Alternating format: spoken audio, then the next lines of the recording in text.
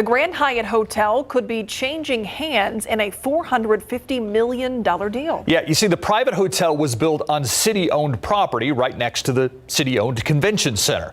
But the pandemic left the city footing some of the Hyatt's debt payments. Well, now it is considering a deal that would get it clear from that obligation and ultimately transfer the hotel over to the city as well. A lot of moving parts in this story. City Hall reporter Garrett Berger with that story.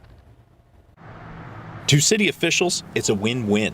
From a financial standpoint and a control standpoint, I think the city's in a much better position.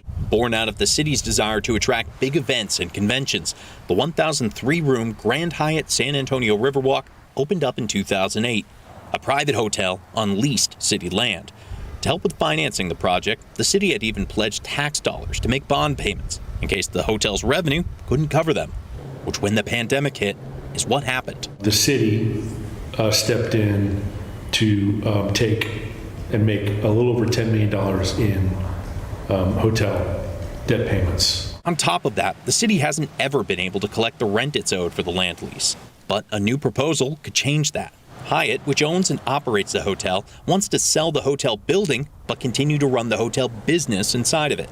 Through this proposed deal, the city would be paid more than $15 million to cover the back rent it's owed and the debt payments it made instead of Hyatt, and it would be freed up from covering any future payments.